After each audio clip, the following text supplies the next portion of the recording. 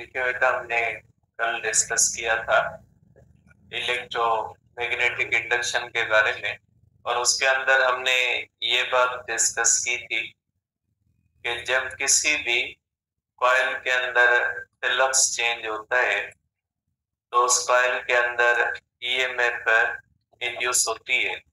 तो flux change होने की वजह से ईएमएफ के इंड्यूस होने का जो प्रोसेस होता है या फिनोमिना जो होती है उसको हम कहते हैं कि ये इलेक्ट्रोमैग्नेटिक इंडक्शन है।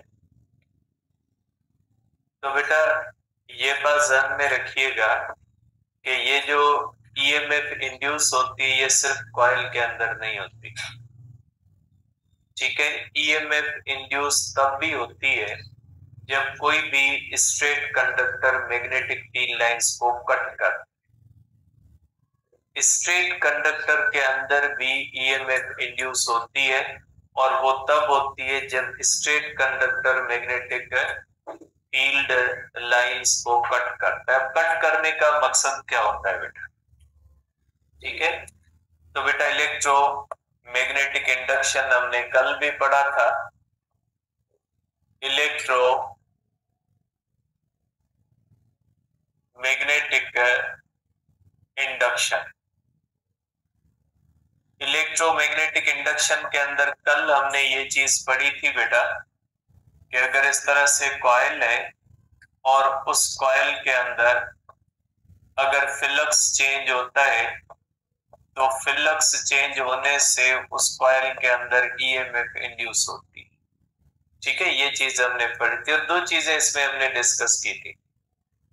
एक हमने ये डिस्कस की थी कि अगर किसी भी कॉइल के अंदर आप फ्लक्स को कांस्टेंट रखोगे तो कोई भी ईएमएफ इंड्यूस नहीं होगी, लेकिन अगर किसी भी कॉइल के अंदर आप फ्लक्स को चेंज करोगे तो ईएमएफ इंड्यूस हो जाएगी।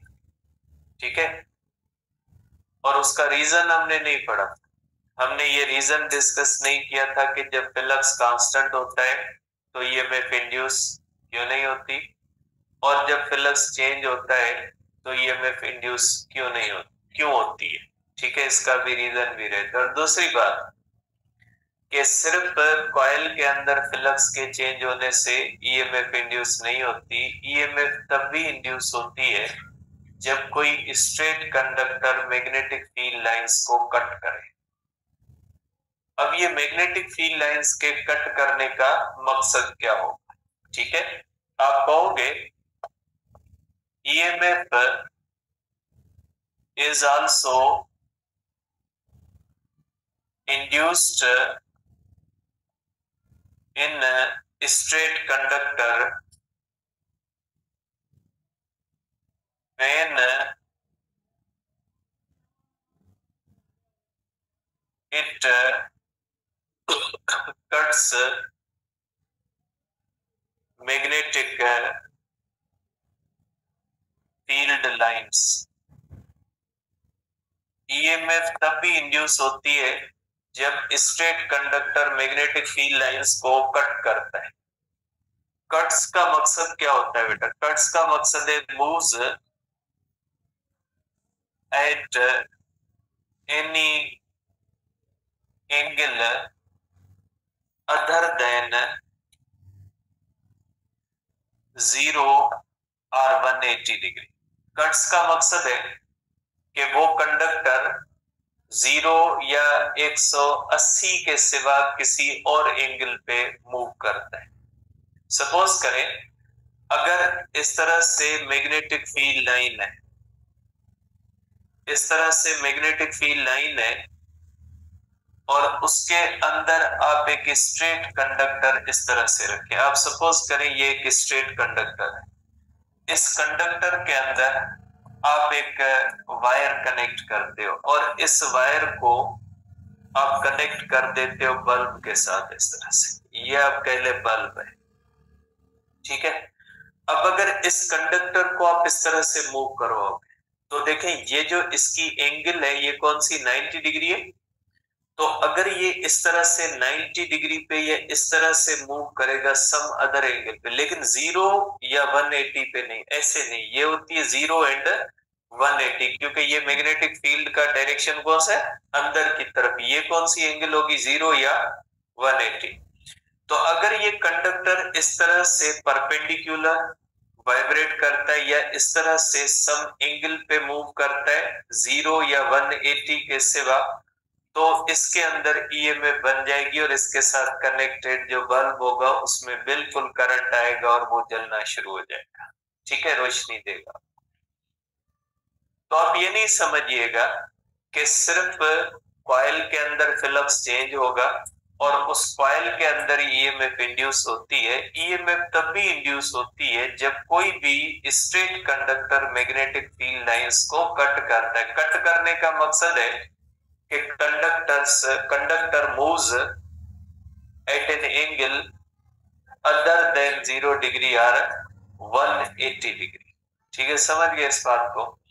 अब आ जाते हैं कल वाले रीजन पे, कि जो हमने कल डिस्कस किया था ना, कि जो इंड्यूस्ड ईएमएफ होती है वो तब पैदा होती है जब फ्लक्स चेंज होता है, और तब पैदा नहीं होती जब फ्लक्स कांस्टेंट। आप ये कह लें कि सपोज करें ये कॉइल है, जैसे ये बनी हुई है, अगर इस कॉइल के अंदर इस फ्लक्स को हम कांस्टेंट रखेंगे तो इसमें ईएमएफ नहीं बनेगी, लेकिन इसी कॉइल के अंदर अगर फ्लक्स चेंज होगा तो ईएमएफ इंड्यूस होगी। इसके पीछे रीजन क्या है, देखिए बेटा, सपोज करें आपके पास एक टेबल है, उसके ऊपर आपने एक कॉइल भी रखी और मैग्नेट भी रखा। ठीक है, तो जो कॉइल होती है उसके अंदर जो कंडक्टर लगा होता है, कंडक्टर के अंदर इलेक्ट्रॉन्स होते हैं रेंडम मोशन, कोई इलेक्ट्रॉन किधर जा रहा होता है और कोई इलेक्ट्रॉन किधर जा रहा। अब अगर किसी भी कंडक्टर में जब करंट फ्लो करता है तो उस कंडक्टर को, उस करंट को उस कंडक्टर की रेजिस्टेंस के खिलाफ फ्लो करना पड़ता है, क्योंकि जब करंट फ्लो करता है तो उसको क्या फेस करना पड़ता है, रेजिस्टेंस फेस करनी पड़ती। आप इसको इस तरह समझे कि इस ग्राउंड के ऊपर कोई ऑब्जेक्ट पड़ा है, हमने ऑब्जेक्ट रख दिया और हम सोच रहे हैं ये मूव क्यों नहीं करता। वो कैसे मूव करेगा, क्योंकि उसको फ्रिक्शन के खिलाफ मूव करना पड़ेगा। जब वो फ्रिक्शन के खिलाफ मूव करेगा तो उसको फ्रिक्शन के खिलाफ वर्क करना पड़ेगा। वर्क करना पड़ेगा तो उसके पास एनर्जी होगी तो वर्क करेगा। इसलिए जब हम उसको पुश करते हैं तो हम क्या करते हैं, अपनी एनर्जी देते, और वही एनर्जी उसके अंदर क्या बन जाती है, काइनेटिक एनर्जी। अब अगर किसी भी कंडक्टर को और कॉइल को एक दूसरे के करीब हमने रख दिया, तो अगर करंट फ्लो करेगा तो करंट को किसके खिलाफ फ्लो करना पड़ेगा, रेजिस्टेंस के खिलाफ। अब रेजिस्टेंस के खिलाफ जब करंट फ्लो करेगा तो हमें इनपुट एनर्जी तो देनी पड़ेगी ना, हम एनर्जी दे नहीं रहे। मैग्नेट भी स्टेशन नहीं, कॉइल भी स्टेशन नहीं, और हम ये एक्सपेक्ट कर रहे हैं कि करंट बन जाए। तो law of conservation of energy कहता है कि अगर करंट ने फ्लो करना है कंडक्टर के अंदर तो कम से कम आप उसको एनर्जी दोगे, तो वो किसके खिलाफ मूव करेगा, वो रेजिस्टेंस के खिलाफ मूव करेगा। तो जब हम फ्लक्स चेंज करते हैं तो फिर कहां से एनर्जी आती है, देखिए फ्लक्स को चेंज करने के लिए या कंडक्टर को हम मूव करवाएंगे या किसको मूव करवाएंगे, मैग्नेट को हम मूव करवाएं। तो इसका मतलब है उस फ्लक्स को चेंज करने के लिए हम क्या करेंगे, अपनी एनर्जी देंगे ना। वो एनर्जी किस में चली जाती है, वो एनर्जी इलेक्ट्रिकल एनर्जी में कन्वर्ट हो। जैसे कोई भी ऑब्जेक्ट जमीन पे होता है, उसको फ्रिक्शन के खिलाफ मूव करने के लिए हम एनर्जी देते हैं, तो वो एनर्जी किस सूरत में चली जाती है, काइनेटिक एनर्जी की सूरत में। तो इसलिए जब किसी भी कॉइल के अंदर फ्लक्स चेंज करने के लिए हम एनर्जी देंगे, तो फ्लक्स को चेंज करने के लिए जो हम एनर्जी देंगे ना, वो एनर्जी मैग्नेटिक फील्ड के थ्रू जाती है कंडक्टर में, और कंडक्टर उस एनर्जी को इस्तेमाल करके करंट पैदा करता है, जो करंट फ्लो करता है अगेंस्ट रेजिस्टेंस। इसलिए फ्लक्स चेंज करने के लिए हमें इनपुट एनर्जी देनी पड़ती है, और ये होता है according to the law of conservation of energy, क्योंकि अगर फ्लक्स चेंज नहीं होता बगैर इनपुट एनर्जी के करंट बन जाता, तो करंट के अंदर कौन सी एनर्जी होती है? इलेक्ट्रिकल एनर्जी होती है। तो मींस बगैर एनर्जी देने के इलेक्ट्रिकल एनर्जी बन गई। ये law of conservation of energy के अगेंस्ट है कि energy can not be created, can not be destroyed. इसलिए फ्लक्स जब हम चेंज करते हैं, जैसे जनरेटर होता है ना, उसमें यही होता है। जनरेटर वैसे पड़ा होता है, करंट तो नहीं बन रहा होता। उसी जनरेटर को जब आप स्टार्ट करते हैं, उसी जनरेटर का जब इंजन स्टार्ट करता है तो करंट बनता है। क्यों बनता है? इसलिए कि जब जनरेटर का इंजन स्टार्ट करते हैं तो वो क्या करता है? कॉइल के अंदर फ्लक्स को चेंज करता है। और फ्लक्स को चेंज वो कहां से करता है? उसको हम फ्यूल देते हैं, वो बर्न होता है, केमिकल एनर्जी पैदा होती है, वो हीट एनर्जी में जाती है, हीट एनर्जी मैकेनिकल एनर्जी में जाती है, और वो जो जनरेटर रोटेट करता है उसकी वजह से मैकेनिकल एनर्जी किसमें चली जाती है? Electrical energy. तो यही वजह थी कि शुरू में जब स्टेशनरी कॉइल्स को और मैग्नेट्स को रख के, फ्लक्स को कांस्टेंट रख के करंट पैदा करने की कोशिश की जा रही थी, वो कोशिशें सक्सेसफुल इसलिए नहीं हो पाई थी क्योंकि बगैर इनपुट एनर्जी के आउटपुट एनर्जी का मिलना against law of conservation of energy के था। ठीक है। अब इसके बाद है हमारे पास बेटा Faraday's law of electromagnetic induction. देखिए, आपको पता है बेटा, हमने डिस्कस किया है, या इसको सिंपली आप फैराडेज लॉज भी आप कह सकते हैं बेटा। ठीक है, Faraday's law of electro magnetic induction. ठीक है, इलेक्ट्रोमैग्नेटिक इंडक्शन के फैराडे के लॉज। ठीक है, अब फैराडे के दो लॉज है बेटा। ठीक है, मैं एक तो थ्योरेटिकल आपको बुक से उसकी स्टेटमेंट पढ़ के सुना देता हूं जो as it is a statement. इसकी बेटा फैराडे के लॉ की स्टेटमेंट है, पेज नंबर है 131 के। पहला लॉ क्या कहते हैं? इसके दो लॉज है। एक थ्योरेटिकल स्टेटमेंट है, an EMF is induced in a coil through which the magnetic flux is changing. ये लॉ क्या कहता है कि देखिए, जो ईएमएफ इंड्यूस होती है ना, क्योंकि करंट बनता है ना, करंट काज है, ईएमएफ क्या होती है? करंट इफेक्ट होता है, ईएमएफ क्या होती है? काज। बगैर ईएमएफ के तो करंट तो फ्लो नहीं करेगा ना, क्यों? एक्चुअल एनर्जी प्रोवाइड कौन करता है? ईएमएफ। ठीक है, तो बेटा ये जो इंड्यूस्ड ईएमएफ है ना, ये फ्लक्स की वजह से ईएमएफ इंड्यूस नहीं होती। कि अगर पूछा जाए कि ईएमएफ इंड्यूस फ्लक्स की वजह से होती है, चेंज ऑफ फ्लक्स की वजह से होती है, या दोनों की वजह से? ईएमएफ इंड्यूस फ्लक्स की वजह से नहीं होती। ईएमएफ इंड्यूस किस वजह से होती है? ईएमएफ इंड्यूस जो होती है वो चेंज ऑफ फ्लक्स की वजह से। ठीक है, तो क्या कहा गया? देखिए clearly, an EMF is induced in a coil through which the electric flux is changing. The EMF lasts so long as the change of flux is in progress. कि तब तक EMF रहेगी जब तक फ्लक्स चेंज होता रहेगा। And becomes zero, और ये जीरो बन जाती है as soon as the flux through the coil becomes constant। ठीक है, कि जब तक फ्लक्स चेंज होता रहेगा, फ्लक्स की चेंज कांस्टेंट हो जाएगी। मींस फ्लक्स कांस्टेंट हो, फ्लक्स की चेंज कांस्टेंट नहीं, फ्लक्स कांस्टेंट हो जाएगा, तो हम कहेंगे कि ईएमएफ नहीं है। अब दूसरा मैथमेटिकल लॉ है। दूसरा लॉ कहता है कि जो इंड्यूस्ड ईएमएफ है, ये जो इंड्यूस्ड ईएमएफ है, ये डायरेक्टली प्रोपोर्शनल होती है। ठीक है, ये हो जाती है minus N delta phi upon delta t. के इंड्यूस्ड ईएमएफ जो होती है वो डायरेक्टली प्रोपोर्शनल होती है rate of change of flux के। एक बात और भी याद रखिएगा कि Faraday's law law deals with magnitude of induced EMF. Magnitude of induced EMF only. बेटा इंड्यूस्ड ईएमएफ के डायरेक्शन से कोई भी इसका ताल्लुक नहीं होता। इसका ताल्लुक सिर्फ और सिर्फ किसके साथ होता है? मैग्नीट्यूड के साथ।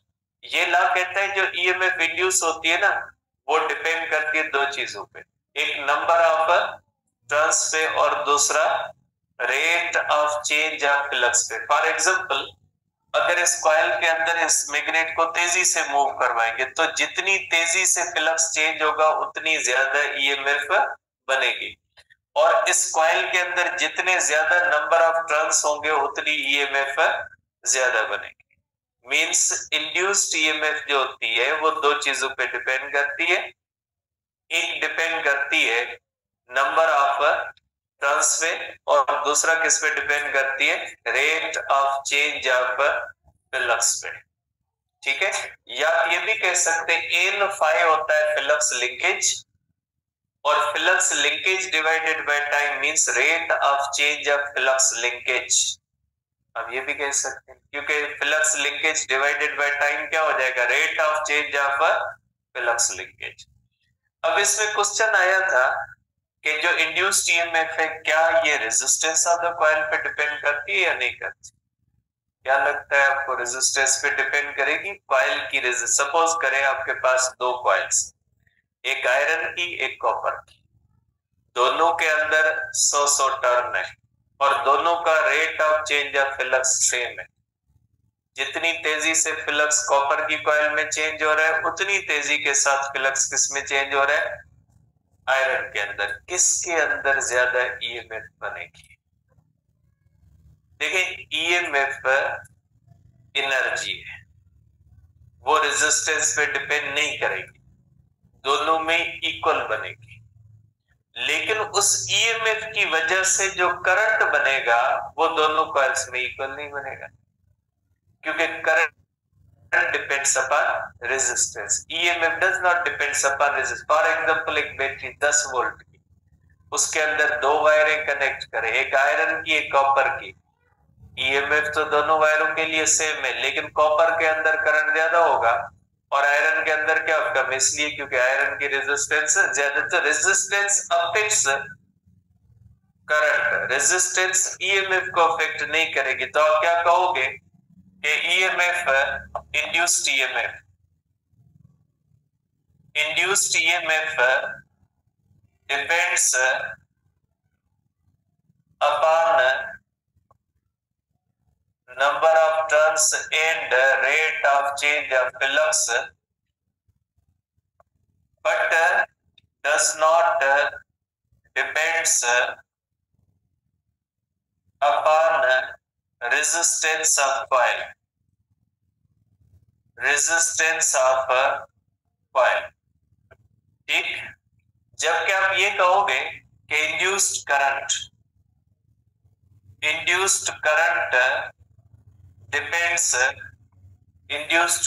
depends upon resistance also. Induced current resistance पे डिपेंड। ठीक, समझ गए बेटा? इसको कहते हैं फेराडे का लॉ। तो दूसरा लॉ क्या कहते हैं? अब देखिए इसमें निगेटिव साइन क्या कहते हैं। निगेटिव साइन को तो मैंने डिस्कस ही नहीं किया। निगेटिव साइन क्यों होती है? ये निगेटिव साइन फेराडे के लॉ की नहीं है। ये निगेटिव साइन फेराडे के लॉ में दी थी लेंज ने, और इसके बारे में जो लॉ है ना वो लेंज़ लॉ है। ठीक, लेंज़ लॉ क्या कहता है उसको जो है वो हम कहते हैं negative sign is due to Lenz law. ठीक, अब आ जाते हैं लेंज़ लॉ क्या कहता है।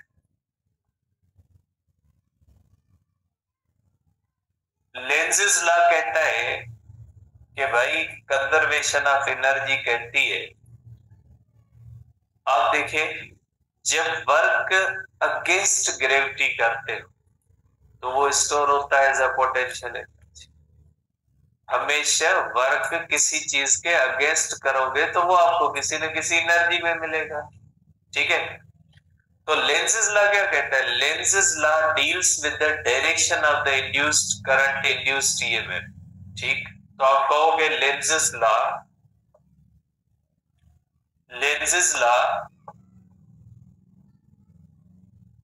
Deals with direction of induced current या ईएमएफ दोनों कह सकते हैं। ठीक, अब इसका मतलब समझे। देखें, एक कुदरती लॉ है कि जब भी कोई चेंज होती है ना, तो जिस चीज के खिलाफ वो चेंज होती है ना, वो चीज उसको अपोज करती है। देखिए, इनर्शिया आपने पढ़ा है। इनर्शिया का मकसद क्या होता है? इनर्शिया आपने न्यूटन के लॉ में पढ़ी है ना। ये इलेक्ट्रिकल इनर्शिया है। यहाँ पे एक इलेक्ट्रिकल इनर्शिया होती है। लेंज़ेस लॉ इलेक्ट्रिकल इनर्शिया को प्रेडिक्ट करता है। इनर्शिया क्या कहती है कि मास के अंदर एक प्रॉपर्टी है कि जब आप मास की स्टेट चेंज करने की कोशिश करोगे तो वो उस आपकी कोशिश को अपोज करेगा, इसलिए आपको एक अनबैलेंस्ड फोर्स लगानी पड़ेगी। जैसे कोई मास रेस्ट में आप मूव करवाने की कोशिश करोगे, आपको अनबैलेंस्ड फोर्स लगानी पड़ेगी। कोई बात मूव कर रहा है, कोई मास, आप उसको एक्सीलरेट करवाना चाहते हैं, आप उसको डिसेलरेट करवाना चाहते हो, तो आपको क्या करना पड़ेगा? अनबैलेंस्ड फोर्स लगानी पड़ेगी। इसलिए कि जो मास होता है वो अपनी स्टेट चेंज की टेंडेंसी को क्या करता है? अपोज करता है। इसको हम कहते हैं इनर्शिया, और inertia is the mayor of mass. तो लेंज़ेस लॉ ने कहा कि जब आप किसी भी कॉइल के अंदर फिलम्स चेंज करोगे तो उसमें करंट बनेगा। करंट बनने से पहले उस कॉइल के अंदर जो फ्री इलेक्ट्रॉन होते हैं वो क्या कर रहे होते हैं? रैंडम मोशन कर रहे हैं।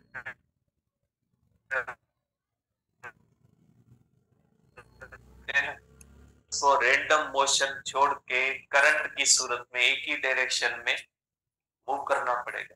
तो वो जो इलेक्ट्रॉन होंगे ना, वो कोशिश करेंगे कि आपको रोक सके, कि आपकी जो टेंडेंसी होगी, और आप क्या कर रहे होगे? आप तो फ्लक्स चेंज कर रहे हैं, तो उन इलेक्ट्रॉन्स की ये कोशिश होगी कि उस फ्लक्स को चेंज होने से रोका जाए, जो फ्लक्स उनको रैंडम मोशन छोड़ के करंट की सूरत में फ्लो करने पे मजबूर कर रहा है।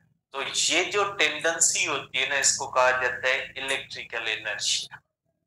इसको हम क्या कहते हैं?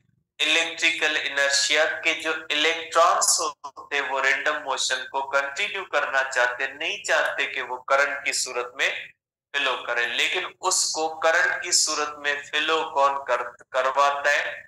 वो करवाता है जो है वो चेंज ऑफ फ्लक्स। तो हमेशा इंड्यूस्ड करंट की कोशिश होगी, क्योंकि वो करंट क्या कहलाता है? Induced current. ऐसे करंट को जो फ्लक्स चेंज की वजह से पैदा होता है, उस करंट को इंड्यूस्ड करंट, और उसकी ईएमएफ को क्या कहा जाता है? Induced EMF. तो लेंज़ेस लॉ के मुताबिक जो इंड्यूस्ड करंट होता है वो हमेशा उस काज को अपोज करता है जो काज उसको पैदा कर रहा होता है। ठीक है, और इंड्यूस्ड करंट को पैदा करने का काज कौन सा होता है? Change of flux. अब देखिए इसको, ये देखें, सपोज करें ये कॉइल है। ठीक है, ये कॉइल है, इसके अंदर आपने किया फ्लक्स चेंज, और आप फ्लक्स किस तरह से चेंज कर रहे हैं? ठीक है, तो ये सपोज करें लोड रेजिस्टेंस, आप नॉर्थ पोल को आगे लेके जा रहे हैं कॉइल की तरफ, और जैसे ही नॉर्थ पोल फॉरवर्ड मूव करेगा, फ्लक्स क्या होगा? फ्लक्स बढ़ेगा।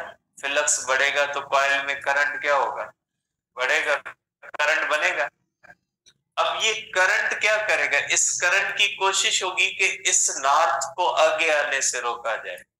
तो अब जाहिर सी बात है, कॉइल के पास हाथ तो नहीं है इस तरह हाथ दे के रोकेगी। तो ये जो इंड्यूस्ड करंट होगा ना, वो ऐसे फ्लो करेगा क्योंकि इसमें करंट बनने की वजह से ये कॉइल खुद क्या हो जाएगी, मैग्नेट हो जाएगी। तो ये इंड्यूस्ड करंट इसमें इस तरह से फ्लो करेगा कि ये साइड नॉर्थ बनेगी और ये साइड क्या बनेगी, साउथ। इसलिए जैसे ही आप इस तरह से फ्लक्स को नॉर्थ को आगे लेके फ्लक्स को बढ़ाने की कोशिश करोगे तो सामने से जो करंट फ्लो करेगा ना, वो करंट ऐसे फ्लो करेगा कि सामने कॉइल का फेस भी क्या हो जाएगा, नॉर्थ, और आपको एक अपोजिशन को फेस करना पड़ेगा। ठीक है, क्योंकि ये नॉर्थ इस नॉर्थ को रिपेल करके रोकने की कोशिश करेगा, मीन्स आपको अपोजिशन। तो लेंस कहते हैं इस अपोजिशन के खिलाफ जब आप जाते हो ना, तो आपका वर्क जो होता है वो इलेक्ट्रिकल एनर्जी में जाता है। और इसी अपोजिशन की वजह से निगेटिव साइन, वो निगेटिव साइन किस अपोजिशन की वजह से होती है, इस अपोजिशन की वजह से। ठीक है, कल डिटेल में डिस्कस करते हैं, टाइम हो गया, कल इंशाल्लाह करेंगे इसको फर्दर डिस्कस।